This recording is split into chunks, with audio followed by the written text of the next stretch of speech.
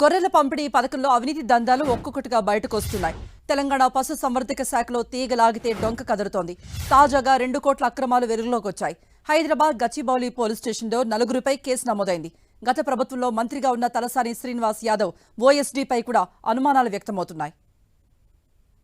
గొర్రెలమ్మి 6 నెలలు గడుస్తున్నా డబ్బులు రాలేదని ఏపీకి చెందిన రైతులు పోలీసులకు ఫిర్యాదు చేశారు. దీంతో గొర్రెల గోల్మాల్ బయటపడింది. మొదట పశు సంవర్ధక శాఖ జేడీ ఆఫీసులో రైతులు తమకు రావాల్సిన బిల్లులపై ఆరా తీశారు. బిల్లులు ఎప్పుడో చెల్లించినట్టుగా అధికారులు తెలిపారు. దీంతో బాధిత ఏపీ రైతులు గచ్చిబౌలి పోలీసుని ఆశ్రయించారు. దీనిపై మరిన్ని అప్డేట్స్ ఇవ్వడానికి మా ప్రతినిధి కిరణ్ లైవ్ లో జాయిన్ అవుతున్నారు. కిరణ్, పోలీసులకి ఫిర్యాదు చేశారు రైతులు. అయితే రైతులకు ఎటువంటి న్యాయం చేస్తామన్న హామీ లభించింది? ఏ విధంగా జరుగుతోంది దర్యాప్తు? చేపట్టిన గొర్రెల పంపిణీ స్కామ్ లో కూడా ఇటు ఇందులో భారీ అవినీతి చోటు చేసుకున్నట్టుగా తెలుస్తుంది.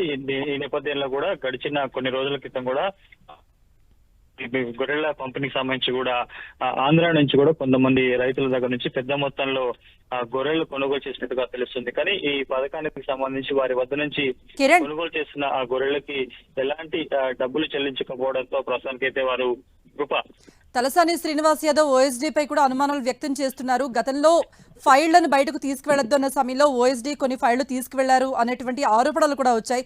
మరి దీనికి సంబంధించి పోలీసులు ఏమైనా దర్యాప్తు చేసే అవకాశాలు కూడా ఉన్నాయా? ఖచ్చితంగా, ఎందుకంటే గతంలో ఇటు పశుసంవర్ధక శాఖలో పనిచేస్తున్న ఆ మాజీ మంత్రి తలసాని శ్రీనివాస్ యాదవ్ ఓఎస్డీ మీద కూడా పలు అనుమానాలు వ్యక్తం చేశారు. తాజాగా ఈ గొర్రెల స్కామ్ కు సంబంధించి కూడా అతడి పాత్ర ఉందా లేనకుండా కూడా పోలీసులు దర్యాప్తు చేస్తున్నారు. సుమారుగా 2,10,00,000 సంబంధించిన నిధులు కూడా దారిమన్నట్టుగా తెలుస్తుంది. 6 నెలల క్రితం కూడా ఇటు ఏపీకి సంబంధించిన ఒక రైతు వద్ద నుంచి పెద్ద మొత్తంలో అటు గొర్రెలు కొనుగోలు చేసినట్టుగా తెలుస్తుంది. తీరా డబ్బులు రాకపోవడంతో కూడా ఇటు జేడీ ఆఫీస్ లో రైతులు ఆరా తీయగా ఇప్పటికే దీనికి సంబంధించి పూర్తిగా చెల్లించినట్టుగా తెలుస్తుంది. ఓకే కిరణ్.